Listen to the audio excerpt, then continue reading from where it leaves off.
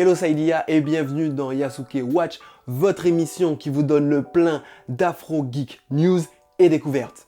Alors ce mois-ci on a du boulot car on a un MMORPG Afro Fantasy, une table de craft dans la vie réelle et des impressions 3D.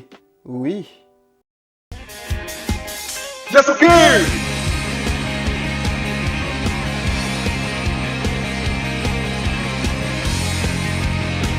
Et oui, nous ne sommes pas dans le même décor car je suis en train de déménager, je suis déjà dans mon nouvel appartement et on est actuellement dans la pièce qui va me servir de décor pour mes toutes nouvelles activités sur cette chaîne, donc Ankiel et sur Yasuke. D'ailleurs, on va en parler un peu plus tard, mais voilà. Donc du coup, on y va de suite, c'est le bordel, mais j'ai quand même réussi à vous dégoter quelques news grâce à mes guetteurs.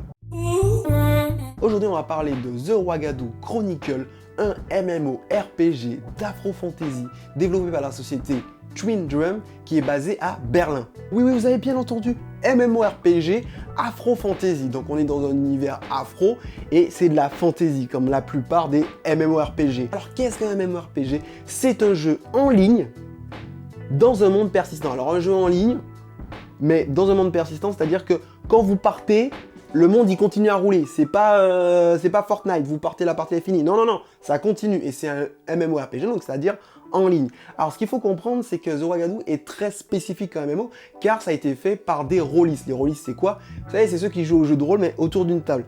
Donc c'est des gens qui connaissent le jeu de rôle papier et qui sont très attachés au lore, donc à l'histoire d'un jeu, mais aussi au roleplay, c'est-à-dire incarner un personnage. Donc The Ouagadougou, en plus d'être un afro-fantasy, c'est un peu la promesse que tous les anciens du MMO attendent depuis des années, c'est-à-dire du lore, du RP, donc du roleplay, et un univers intéressant. Alors bon, ils ont fait un Kickstarter, une campagne qui a bien marché, et du coup, ils ont récolté assez pour développer le jeu. D'ailleurs, la vidéo du Kickstarter montre toute l'équipe. L'équipe a l'air hyper motivée. Ils sont allés en Afrique, ils sont allés au Kenya, ils sont allés dans différents peuples africains pour bien coller aux différentes cultures qu'on a dans toute l'Afrique. Oui, encore une fois, l'Afrique n'est pas un pays.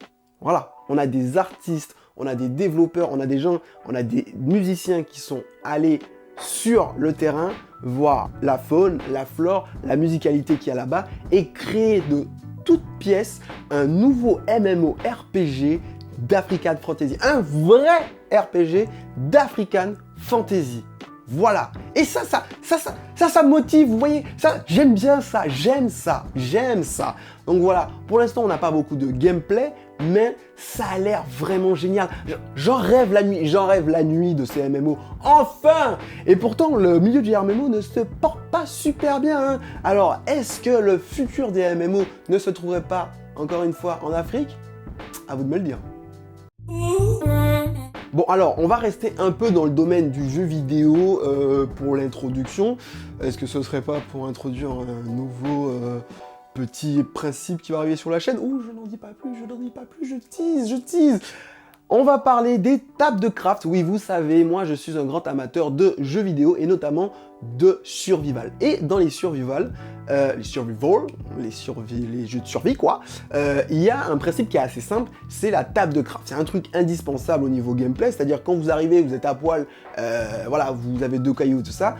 Il faut avoir un atelier, sauf que bon, dans la mécanique de jeu, c'est plus simple d'avoir un objet qui va permettre d'avoir tous les premiers objets du jeu, voilà, tous les premiers trucs, voilà, que sera crafté facilement dans un seul objet.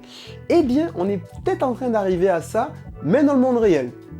En effet, on avait déjà les impressions 3D, les fraiseuses à plusieurs axes, 3 axes, 4 axes, 5 axes, voilà. Donc les fraiseuses, c'est pour découper la matière, c'est-à-dire enlever de la matière. Les imprimantes 3D pour ajouter de la matière, et on avait les découpeuses laser, donc voilà, pour pareil découper de la matière. Et bien, Snapmaker a réuni les trois. Voilà, boum, en un seul truc, on peut imprimer en 3D, faire de la découpe laser et du fraisage directement dans une seule machine. Alors pourquoi pour moi c'est un peu la base d'une table de craft? Parce qu'une table de craft, normalement on est censé tout pouvoir faire dessus.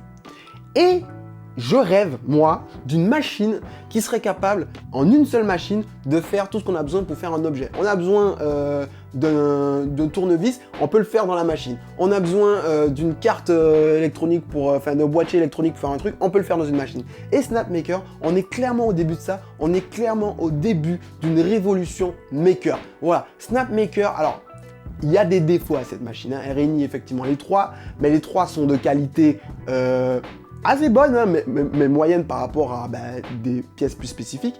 Mais rien que le fait de pouvoir en un seul objet faire le tout, c'est incroyable. Lorsqu'on pourra, par contre, parce que en fait les machines ne sont pas interconnectées, on peut pas passer de l'impression, des trucs laser, et puis de toute façon c'est pas sur les mêmes matériaux. Mais lorsqu'on pourra assez facilement passer de l'un à l'autre, qu'on aura par exemple une mini forge ou un truc comme ça, là on sera clairement dans une table de craft. Donc pour moi, Snapmaker c'est la table de craft primitive.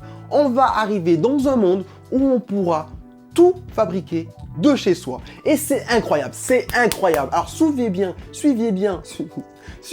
Snapmaker parce que voilà, c'est une machine qui est incroyable déjà et qui va continuer et on va avoir de plus en plus. Croyez-en, hein, nous les watchers, hein, les guetteurs de Yasuke, on a l'œil. N'hésitez pas à me dire ce que vous pensez de cette machine, mais surtout de sa potentialité. Encore une fois, c'est la potentialité de la machine. Voilà, il y a eu déjà des vidéos dessus. Il y a des bons côtés, il y a des mauvais côtés, mais surtout de sa potentialité dans les commentaires. Et dites-moi aussi, évidemment, ce que vous pensez de la machine elle-même. Voilà. Alors, pour rester un peu dans le même domaine, hein, voilà, on est dans l'impression 3D, on est dans tout ça. J'ai un nouveau principe à vous proposer, on est dans une émission geek. Et les geeks, c'est la passion, voilà, c'est la passion. Et les geeks sont souvent des makers, on aime bien faire les trucs nous-mêmes, hein, monter des machines, crafter les petits trucs DIY. Et vous savez que le DIY, moi, je kiffe. Donc du coup, je vous propose une nouvelle chronique. Donc c'est l'impression du mois, je vous propose 3 impressions que vous allez choisir, je vais l'imprimer, le tester et vous faire le compte rendu le mois prochain. Donc ce mois-ci, je vous propose donc 3 objets. Donc le rangement pour visserie ou petit ustensile, ça peut être une clé USB, etc. La cuillère doseuse, alors par exemple moi c'est très utile pour pouvoir par exemple doser le kéfir, hein, quand je fais un petit kit kéfir, donc ça peut être très intéressant pour doser. Alors c'est une cuillère doseuse café, mais on peut doser tout et n'importe quoi.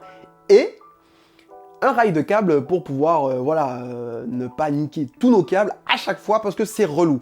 Donc voilà, dites-moi lequel vous voulez que j'imprime, que je teste et ensuite je vous ferai mon retour. Donc on commence par des petits objets de la vie quotidienne, voilà comme ça, et on grimpera petit à petit. Comme je vous ai expliqué, je suis en déménagement, donc je vais pas pouvoir faire des impressions qui soient courtes et que je puisse tester facilement.